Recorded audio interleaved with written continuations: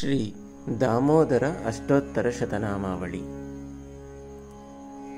ॐ विष्णवे नमः। ॐ लक्ष्मीपतये नमः। ॐ कृष्णाय नमः। ॐ वैकुण्ठाय नमः। ॐ गरुडध्वजाय नमः। ॐ परब्रह्मणे नमः। ॐ जगन्नाथाय नमः। ॐ वासुदेवाय नमः। ॐ त्रिविक्रमाय नमः। ॐ हंसाय नमः। ॐ शुभप्रदाय नमः। ॐ माधवाय नमः। ॐ पद्मनाभाय नमः। ॐ हृषीकेशाय नमः। ॐ सनातनाय नमः। ॐ नारायणाय नमः। ॐ मथुरापतये नमः। ॐ तार्क्ष्यवाहनाय नमः। ॐ दैत्यान्तकाय नमः। ॐ शिंशुमाराय नमः।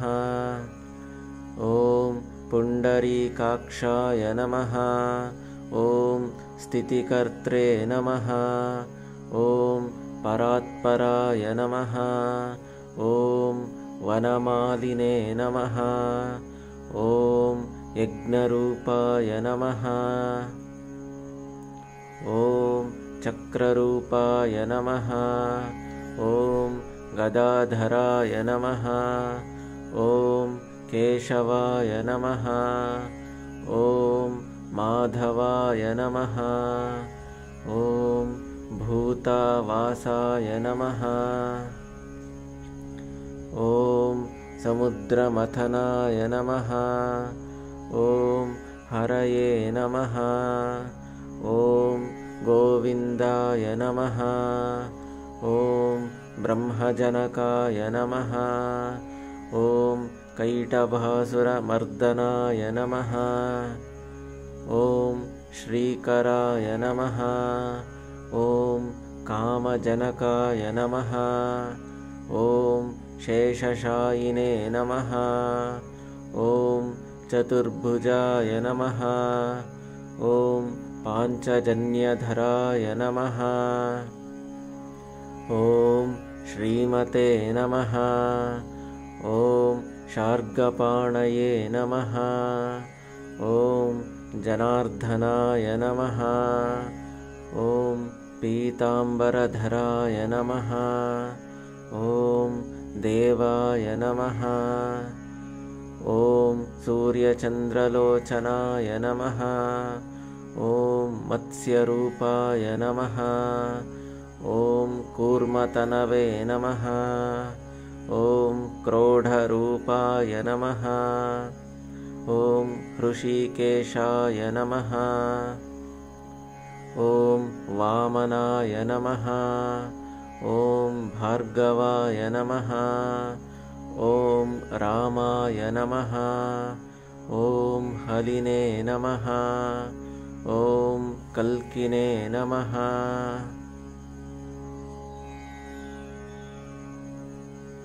ॐ हयाननाय नमः।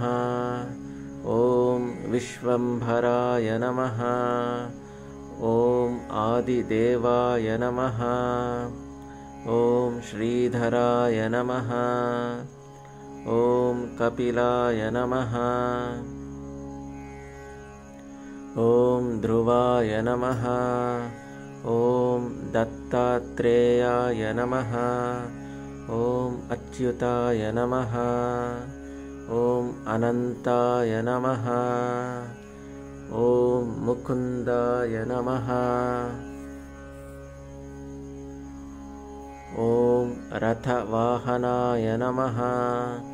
ॐ धन्वन्तरये नमः।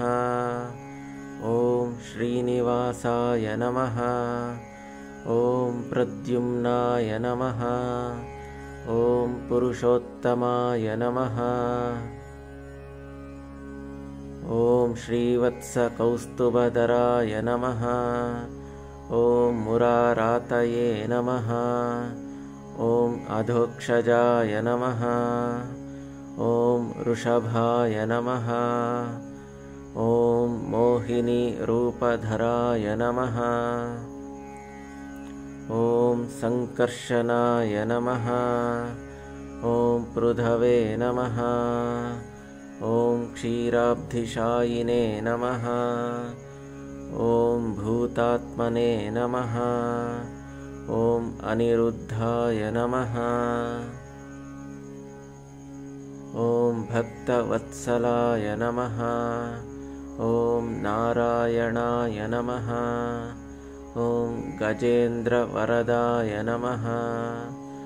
ॐ त्रिधाम्ने नमः। ॐ प्रह्लादपरिपालनाय नमः। ॐ श्वेतद्वीपवासिने नमः। ॐ अव्ययाय नमः। ॐ सूर्यमण्डलमध्यगाय नमः। ॐ आदिमध्यान्तरहिताय नमः। ॐ भगवते नमः। ॐ शङ्करप्रियाय नमः। ॐ नीलतनवे नमः। ॐ धराकान्ताय नमः। ॐ वेदात्मने नमः। ॐ बादरायणाय नमः। ॐ भागीरथीजन्मभूपादपद्माय नमः। ॐ सतां प्रभवे नमः। ॐ प्राशंवे नमः। ॐ घनश्यामाय नमः। ॐ जगत्कारणाय नमः। ॐ प्रियाय नमः। ॐ दशावताराय नमः। ॐ शान्तात्मने नमः। ॐ लीलामानुषविग्रहाय नमः। ॐ दामोदराय नमः। ॐ विराड्रूपाय नमः। ॐ भूतभव्यभवत्प्रभुवे नमः इति श्री दामोदर अष्टोत्तरशतनामावळि सम्पूर्णम्।